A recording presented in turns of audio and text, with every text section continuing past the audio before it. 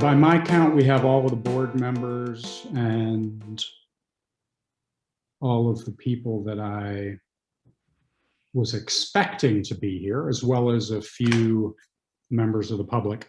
So I'd like to call to order the Town of Brookline Remote Public Informational Hearing and for February 24th. And the time we're going to call 6:32. On the agenda, we do have an opportunity for additions, deletions, or changes to the agenda. However, we're not going to make any changes to the agenda. We'll run with it as is. Which brings us next to our remote meeting rules of procedure. So I will try to be as brief as possible. I guess I was going to introduce myself, but I'll say for the limited number of members of the public who are here, I think everybody knows who I am. I'm Dave Jones, I'm the chair of the select board. I'll note that Bruce Mello, Gwen Tanza, Joseph Dutton, and Shelby Brimmer, also members of the select board, are all attending remotely. Everyone is attending remotely. Guy Tanza, our town clerk, is here, and Peter Barris, our recording clerk, is here. The folks from Fact TV are here, and they're streaming this. And also David Parker, our town moderator, is here. Thank you, everyone, for joining. And I think, you know, the initial thing is thanks in advance for everyone's patience, because this is a new thing that we're having to work through, and undoubtedly there'll be some hiccups, but we'll do our best to work through it. So thank you, everyone, for your patience and understanding while we work through this process. A few ground rules that we want to make sure everybody's on the same page about. Always keep yourself muted until you're recognized by the moderator and asked to unmute yourself. So if you're on a computer or a tablet or a smartphone, you'll be able to mute and unmute yourself using a mute button that's likely at the bottom of the Zoom window. If you are dialed in on a phone, which at the moment, it appears to me that Bruce may be the only person who's dialed in on a phone. But for future reference for other people, if you're dialed in on a phone, you hit star and then the number 6 to either mute yourself or unmute yourself. It just toggles between the two things. So the moderator will, or myself, will recognize you, ask you to unmute yourself. Otherwise, keep yourself muted for the entire time. The way this is going to work is we've asked David to be the moderator for this, even though this is technically a meeting of the select board. We appreciate him being willing to act in the role of town moderator as closely to how he would at a normal town meeting as we can get. He is going to, the way it'll flow is he will read each article, and after that, I, on behalf of the board, will possibly add some context to it, depending on if that's appropriate and necessary. Then there'll be an opportunity for members of the public to ask a question or make a comment if they wish. If you want to be recognized to ask a question or make a comment, you need to do so by using the Zoom functionality of raising a hand. If you're on a computer or a tablet or a smartphone, there'll be a reactions button, probably again down at the bottom of the screen. Within there is one that says raise hand. So what we're going to ask you to do is, if you want to speak on an article, click the raise hand button. That will then indicate to David and myself that it's someone who wants to be recognized. And when it's appropriate, we will recognize you, ask you to unmute yourself. You will ask your question or make your comment as succinctly as possible. We'll remind people that we have a lot of articles to get through tonight, so we'd like to keep things moving as quickly as possible. We do have rules of procedure, which ultimately limit any non-board member to up to 2 minutes of speaking at a time. hopefully we don't need to enforce things like that tonight. Let's all just try to keep things moving as quickly as possible. And then basically I guess if you're on a phone, like for Bruce's benefit, if you want to raise your hand on a phone, you have to hit star and then the number 9 to indicate the raise hand for us. Then we'll work through the list of people who've asked to be recognized on that article. And once we're done with that, we will move on to the next one. As a reminder, when you're done speaking, please remute yourself while you listen to whatever response there may be or the additional comments. We expect everyone, as always, to be polite and courteous to each other and to the moderator and to all of us in our comments. I'm sure that's something that hopefully goes without saying for all of us, but let's just be reminded of that. 2 other quick points that I forgot to mention. One is, do not use the Zoom chat functionality for asking a question or making a comment. The only thing that should be used for is if you have a technical problem and you need assistance figuring out how to unmute yourself or something like that. Use the chat to communicate to myself. Otherwise, do not use the chat functionality, please. And last but not least, remember, just a reminder that the purpose of this is it is an informational meeting, an informational hearing to give everybody the opportunity to ask questions and make comments on the articles that we will be voting on next Monday. This is not a town meeting. There is no opportunity for amending articles or making changes to articles in any way at this point. Those are locked in stone and are on the ballot and will be voted on Monday or in advance if you get an absentee ballot. Okay, and with all that said, I will now pass things off to our moderator, David Parker. Thank you again, David, for doing this. We greatly appreciate it. And we'll start working through the agenda from there. Okay. Thank you, David. And thank you, Select Board, and anybody else who may be tuned in at the moment to this.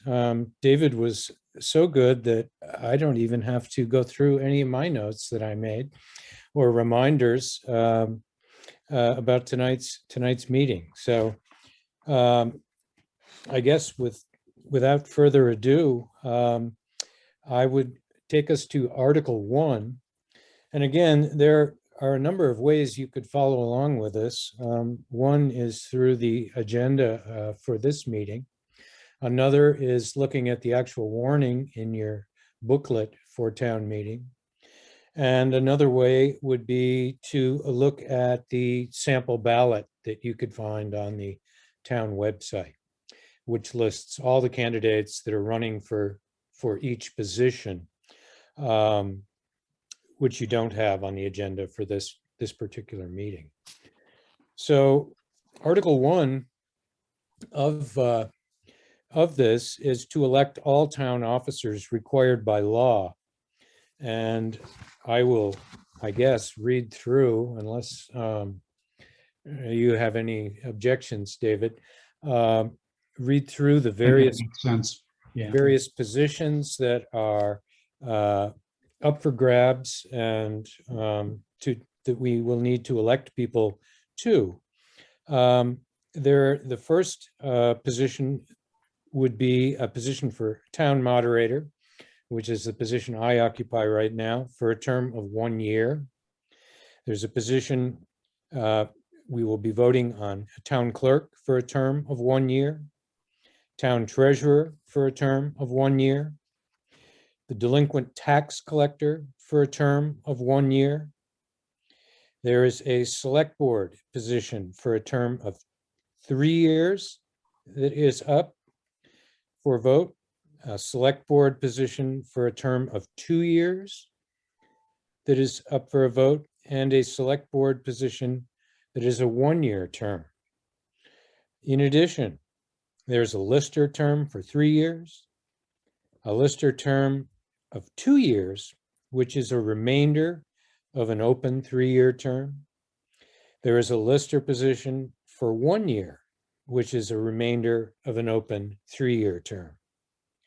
There is an auditor position for a term of 3 years, a cemetery commissioner for a term of 5 years, a trustee of public funds for a term of 1 year, and the position of town grand juror for a term of 1 year. So at this point, are there any questions or comments that anyone would like to make?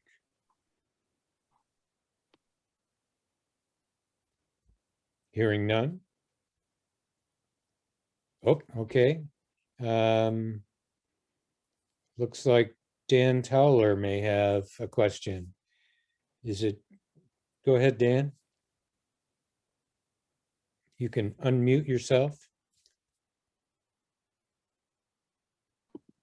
Okay, am I unmuted? You are unmuted, senor. All right, thank you all for doing this. I just wanted clarification on the select board members. I see that Dot Maggio is on the ballot for a 2-year term. And I believe that she has not been, she has not been on the board recently, correct? Or I know she has been, but isn't right now. Is that right? That's correct. And does this mean someone that is on the board is stepping down? Is that Joseph Dutton? Yes, that's correct. Okay. That's all the clarification I wanted, I guess. Otherwise, the incumbents are going to stay put, I guess, right? If they get voted in. Yeah, right. Gwen has nominated herself for the 3-year term that she currently fills, as has Shelby for the 1-year term that she currently fills. Yeah. Right. And further, I noticed that, if you don't mind, that it looks like we have some vacancies in the lister department. And there's no names there of anybody who has nominated themselves or been nominated. What's the town's or the board's position on that? All of the listers resigned, both one of them earlier this year during their term, and the other 2 as of town meeting day. Yeah. If no one nominated themselves when given the opportunity, the select board, once we are constituted, has the ability to appoint people to fill any of those positions if we can find people to fill them. I'll say also that our town clerk has reached out to some neighboring towns and some resources regionally who've offered to help us sort out what may or may not be needed in a lister role right now. So we have some assistance from outside of the town in helping us get through the initial period until we can find some people to fill them, but that's basically it. Okay, thank you. That's all I got. That's enough. Good. Anyone else? Seeing no hands, let's move on to Article 2, which reads, shall the town accept the auditor's report? And you'll have an opportunity to read the auditor's report in the town report and vote accordingly for that on Monday.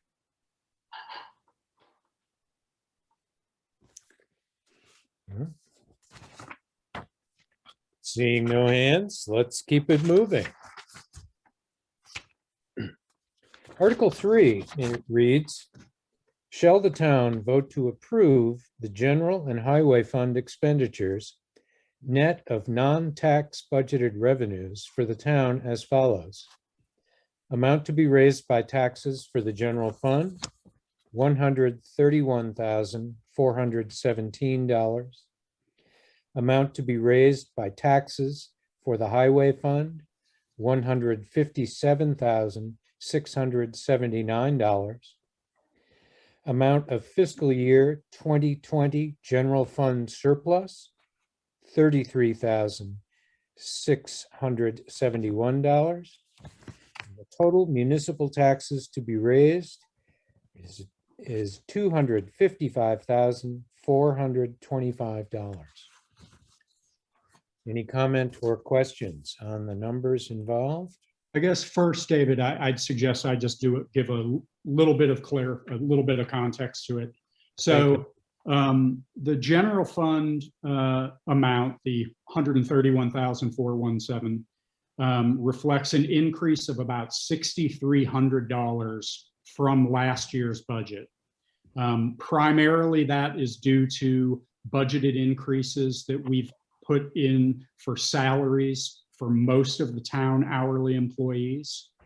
We've bumped up the hourly rates for most of the town hourly employees in an attempt to keep those rates somewhat in line with statewide standards. Although I will add, the rates that we pay our hourly employees by and large are still at the low end, if not below what the statewide averages are, but we're trying to bump them up to keep things somewhat in line. The highway fund number, the 157,679 fund number, is exactly the same as last year's budget. We level funded highways from last year to this year. The surplus that David mentioned, the 33,671, so that was a general fund surplus that we ended the fiscal year that ended June 30th of 2020. That was because we were basically about $16,000 or so over in revenue. So we brought in more revenue than we anticipated by about $16,000. And we were also at the same time under on our expenses by about $17,500 roughly. As a comparison, we also ran a surplus the previous fiscal year, but a little bit less of about $23,000 last year. The biggest reason for the expenses coming in under for this past fiscal year was we were about $9,400 under in town employee compensation. A lot of that was because our treasurer and assistant treasurer worked very few hours for many months, and it resulted in us being quite a bit under budget on those items. We also had no legal fees whatsoever, whereas we budget annually for about $3,000 in legal fees. So those were the main reasons for the revenue part of it, for the expense part of the surplus. So the overall result of that is that if you compare the bottom line total municipal taxes to be raised from last year to this year is about $3,800 less than last year. So effectively, our municipal taxes have gone down by a few $1,000s from last year to this year. Great. I think that's my context, pending questions from people. Any comments or questions?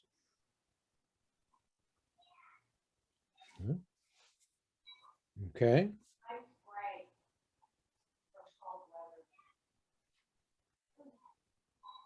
That's somebody I hear, or?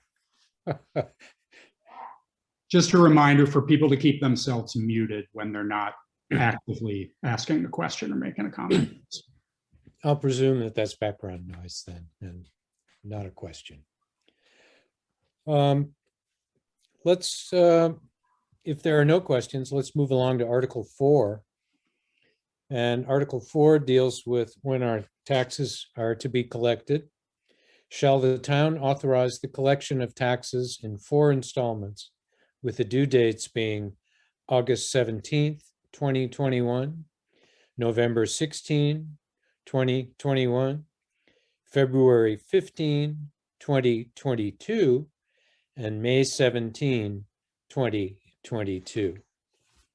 So David, any explanation you would like to give before we throw it out to comment or question?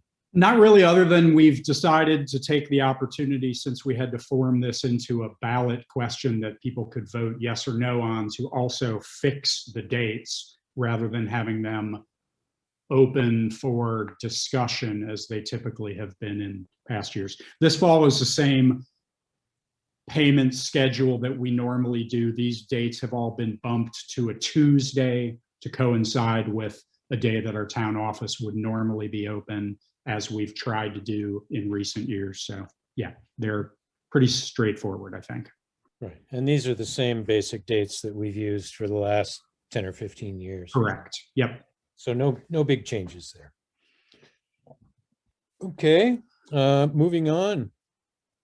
Article 5 through, oh gosh, I'm gonna have to look.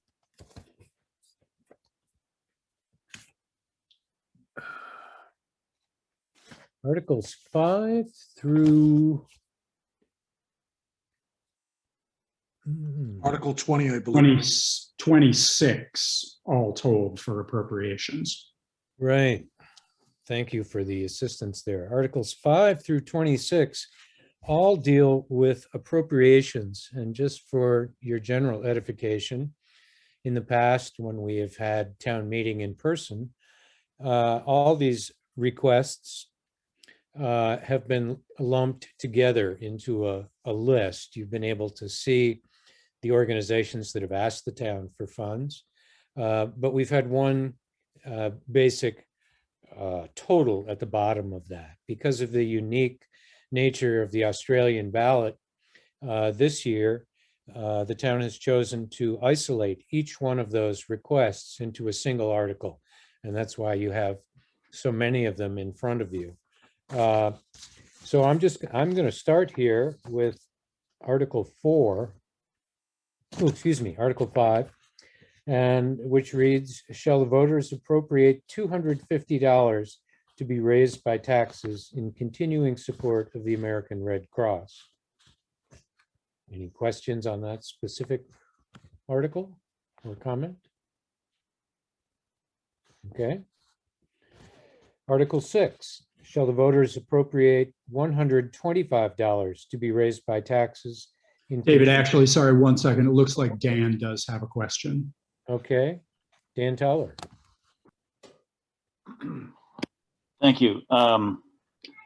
Geez, I wonder if anyone's listening besides me. I hope so. I just wondered on these articles 5 through 26. I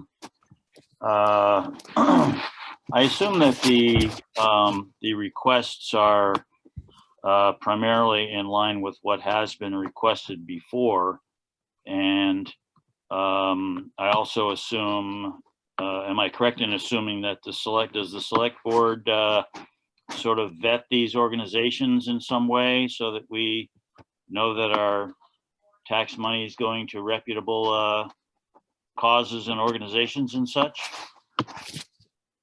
David?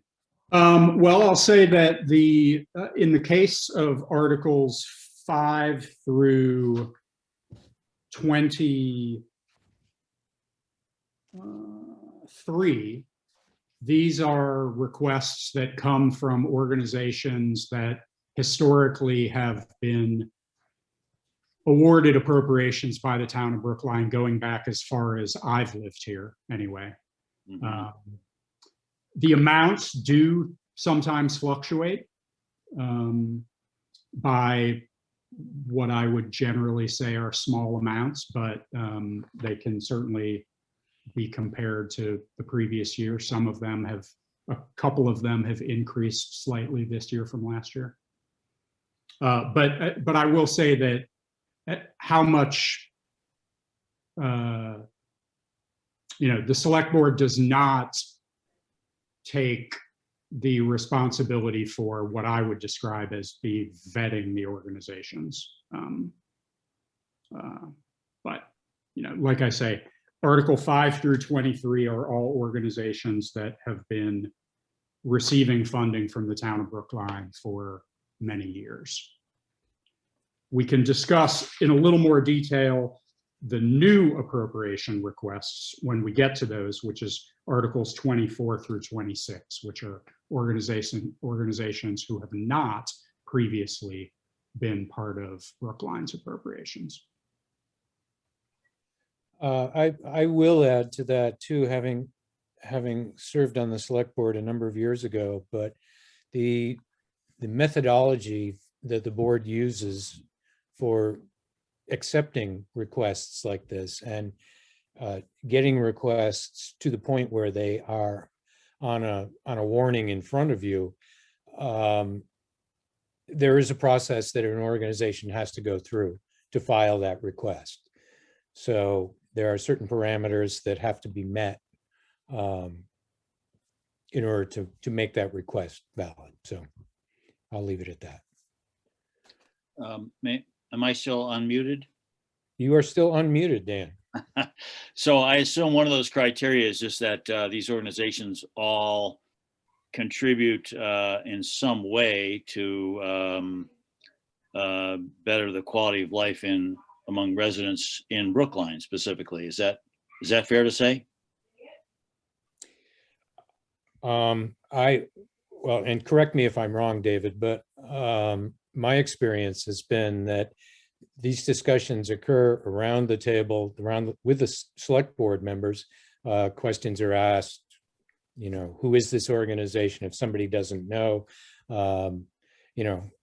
there's oftentimes data included that shows how this particular organization's work has benefited the residents of the town. And that is one of the criteria that is asked for in the application of how does your organization serve the residents of the town of Brookline? In other words, why should we give money to you? Yeah. Okay. I think that's a fair description, David. Yeah. Thank you. But adding to David's point also, it is not, the select board does not typically vet, in quotes, these organizations. Right. Okay. Okay. That more or less answers whatever concern I had. Thank you. Okay. We'll move on to the next article, which would be Article 6. Shall the voters appropriate $125 to be raised by taxes in continuing support of CRT, the current Connecticut River Transit Organization? Any comments about that? Seeing none, I'll move along. I really don't want to torture you with any more than I have to with all these different requests, but Article 7, shall the voters appropriate $300 to be raised by taxes in continuing support of the Grace Cottage Foundation? Okay, seeing no raised hands, I'll continue. Article 8, shall the voters appropriate $50 to be raised by taxes in continuing support of Green Up Vermont? Seeing no comment? Question? I will make one comment on this, which Okay. is just because I have a slightly captive audience here. I will remind people that I have been our Green Up coordinator for the last 5 or 6 years, but I will not be doing it anymore. And I've made a few efforts to reach out to people in the town for someone else to take it over, and no one has offered to do it yet. So I'll be sending another communication out through Julie, but just in the back of people's minds that if someone doesn't step forward to coordinate Green Up Day, we might not be doing Green Up Day this year. So that's all. Okay. Article 9, shall the voters appropriate $300 to be raised by taxes in continuing support of the Groundworks Collaborative?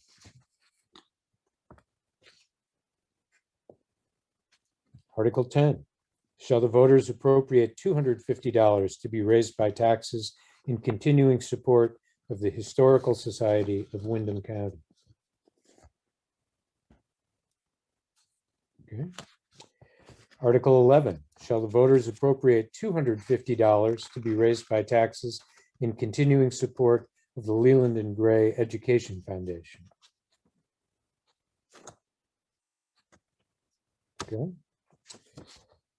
Article 12, shall the voters appropriate $300 to be raised by taxes in continuing support of the Moore Free Library? Okay. Article 13, shall the voters appropriate $650 to be raised by taxes in continuing support of Senior Solutions? Article 14, shall the voters appropriate $465 to be raised by taxes in continuing support of SEVCA, which is the Southeastern Vermont Community Action Organization, I believe. Article 15, shall the voters appropriate $500 to be raised by taxes in continuing support of Southern Vermont Therapeutic Riding Center?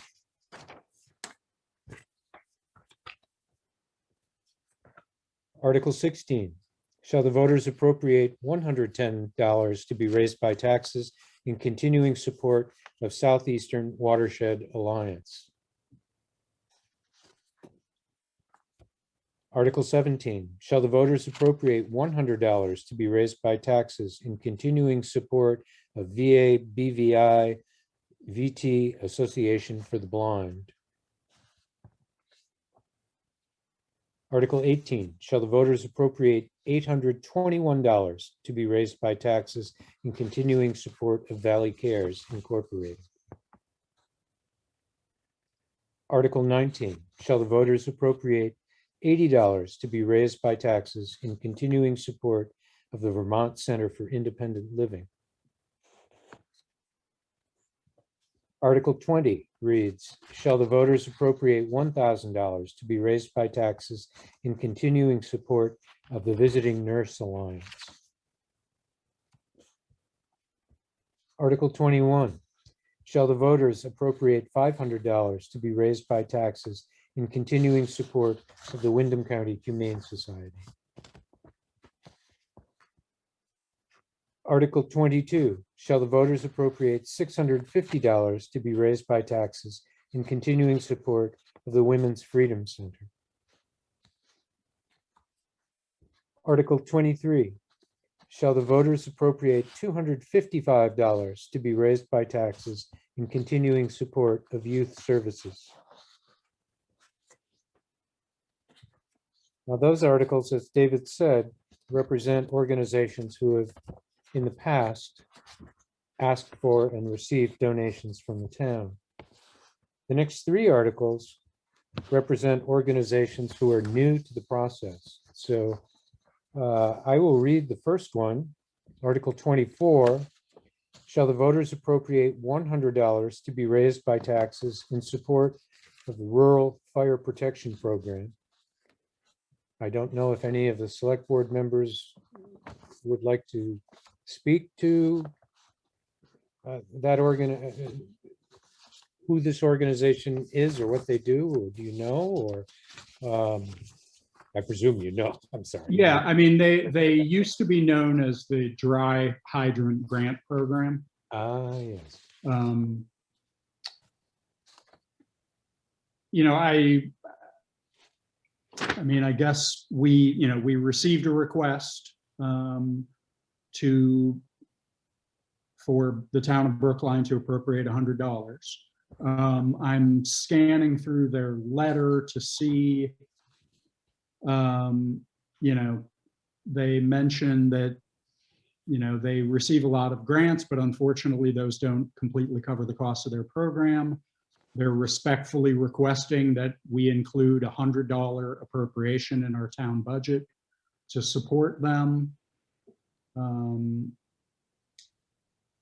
You know, I will say there's nothing in their letter that really specifically calls out details about Brookline in particular.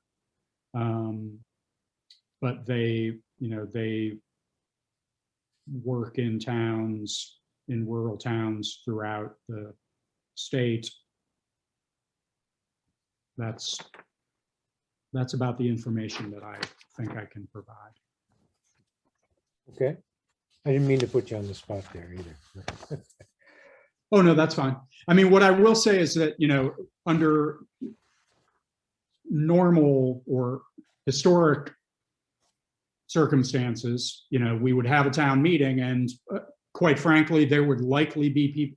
This is exactly what happened last year at town meeting. We had a new appropriation at the time from the Southern Vermont Therapeutic Riding Center. Right. And more than one person from the community got up and spoke to their experiences that they had had with that organization and how important they felt that organization was, and encouraged people to vote for that appropriation, and it happened. I mean, in this type of setting and with the Australian ballot, we lose some of that ability for our fellow townspeople to help inform us on new appropriations. I will say, from a select board standpoint, I think I can speak for everyone on the select board that this year in particular, though in past years the select board may have made some decisions on which new appropriation requests to put forward to the town and which not to, I think this year in particular, because we will not have this opportunity for discussion in the same way that we would have in the past, I think we felt it was even more important that we put forward the organizations who have made the requests. And then the townspeople, each person who goes in to vote, can decide whether they think that organization, based on what they do or do not know about it, is worth appropriating some of their tax money to or not. So I don't think we would presume to make decisions for people on this, particularly on these new requests. Dave, could I just ask a question? I can't find the question button, but I just wanted to touch base in regards to that organization, the dry hydrant organization. They're the ones who put up the hydrants like in front of Gene Serbo and so forth, and they're the ones that you would have to touch base to get the money to do that. They are part of the fire security that we have in town. So that's what they do, aside from some of the stuff you read in their article. Right. If you have a water source on your property that the fire department might be able to utilize in case of a fire in your neighborhood, I believe they will help you with funding, putting in a hydrant that the fire department can hook up to. And if they need to put out, which makes it easier for them to put out a fire at your house or your neighbors, where they can run lines long ways. I believe this is what this program is all about. If there are no further questions, I know, Joseph, I noticed you had your hand up, Joseph Dutton. Did you want to say something to this? Well, David covered a lot of it. I put my hand up before he spoke, but I guess just to add my piece to it, we discussed as the select board that we figured it would be the most democratic way to go about this, simply to put forward all requests that were given to us this year. And I would say any vetting that we did was, although we did put everything forward, any vetting that we did was simply, to make sure that that an organization was at least somewhat local to us. We're not going to put forward a request that's from Ukraine or something, but we decided that it would be the most democratic way, really, just to put these requests before the actual legislative body of the town. Mm-hmm. Okay, good. Thank you. Article 25, shall the voters appropriate $1,590 to be raised by taxes in support of the Southeastern Vermont Economic Development Strategies? Okay. Article 26, shall the voters appropriate $250 to be raised by taxes in support of the Vermont Family Network?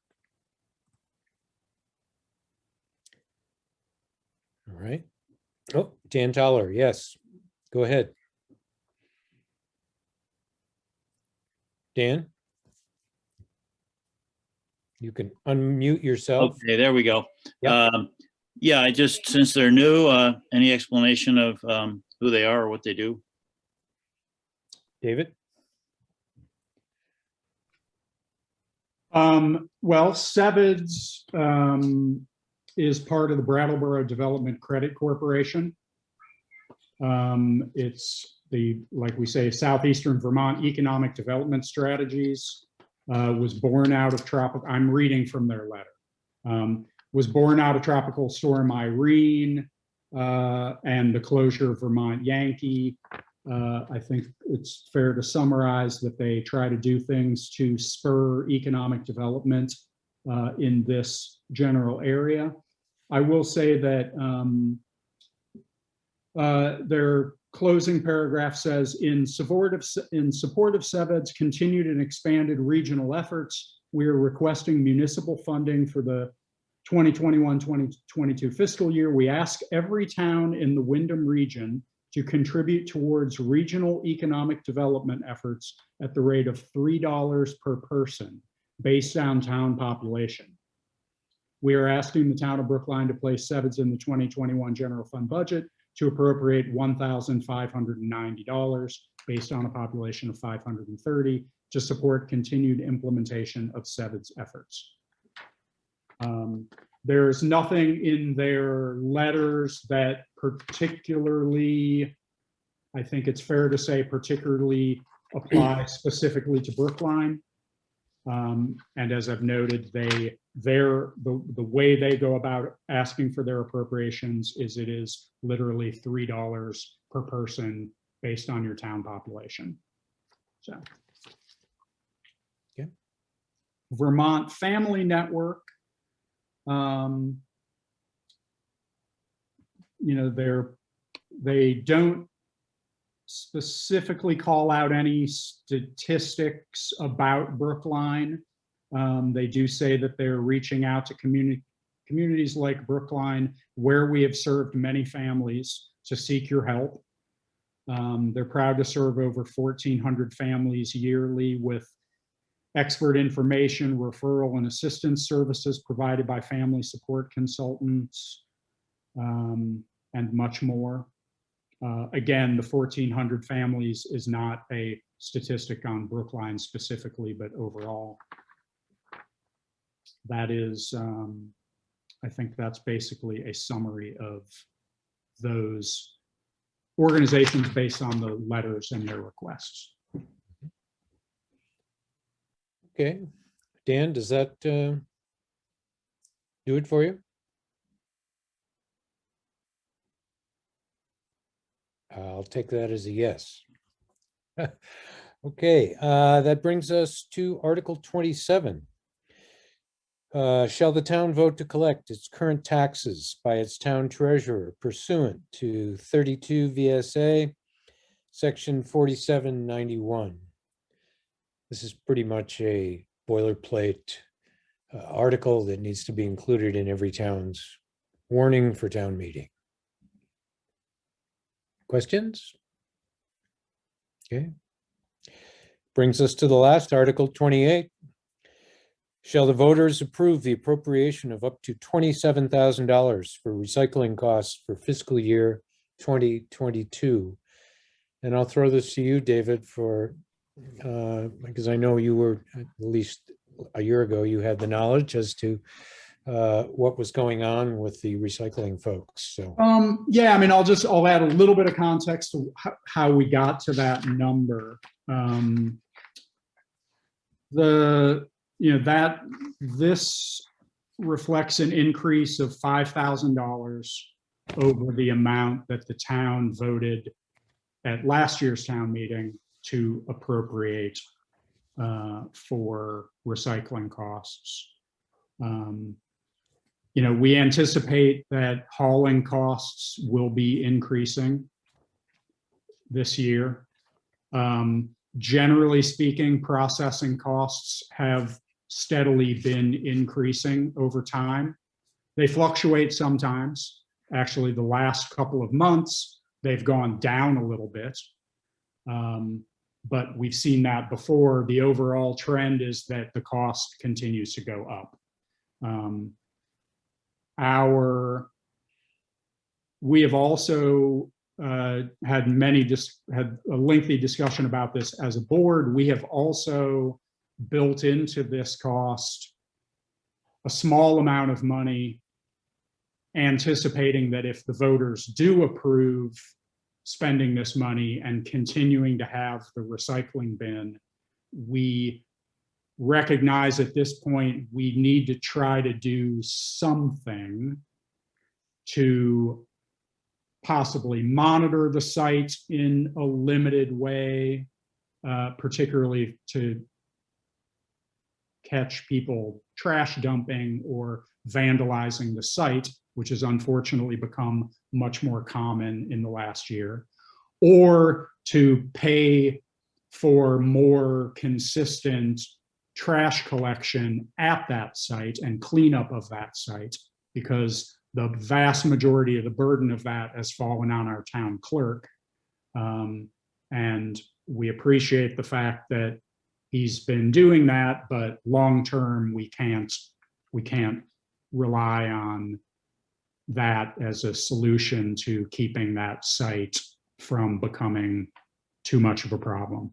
So there is some money, not a lot, but some money built into that number to give us some ability to do a little bit of something. We've had no substantive discussions on what we might do, but that's something to consider. I guess the other thing is to just clarify for people, like we've clarified in the past, projecting where these costs are going to go is, while maybe not complete guesswork, pretty close to being complete guesswork. You can speak to experts and people who do this for a living, as I have. They have no idea what costs are going to be like for recycling in the future, or quite frankly, if people will even be recycling too far into the future because of how cost ineffective it has unfortunately become. But anyway, that's what we think. It's sometimes been useful for people in the past to have an idea of what this would translate to them as far as their taxes are concerned, because the way taxpayers pay for this $27,000 if people vote to spend it is it's based on what the assessed value of your property is. So the higher the assessed value of your property, the higher effectively, the more money you effectively pay for this service. If your property were assessed at $250,000, just to pick a fairly random number, if we were to approve this at town meeting based on the tax rate that the treasurer has calculated, that would translate to about $94 a year in cost for recycling services for someone who has a property that's about $250,000. By comparison, last year, of course, that same $250,000 property, when we were appropriating $22,000, that was only about $77. So, it's a 22-ish% increase over what was approved last year, if this were to be approved this year. Okay. Good. Any other comments or questions? Okay. Gosh. Yeah, I just wanted to add that part of that into the equation. If I recall, at some of the budgetary meetings was the fact that the possibility of us having to pay rent for the bins, which we now receive for free. Can you address that, David? Yeah, I mean, that is still a possibility. I mean, at some point, and it's hard to know when that point might come, but the bins there are a few bins that get cycled through that site by the vendor, Triple T, the people who we pay to haul and process the material, who I will add are still the only people who are interested in doing this business, because our volume is so low that there's no other supplier in the area who is even interested in doing it. If at some point those bins, when they begin to get to the point where they can't be used anymore, the bins that are being used were loaned to us by the Solid Waste Management District, of which we and 18 other towns are members.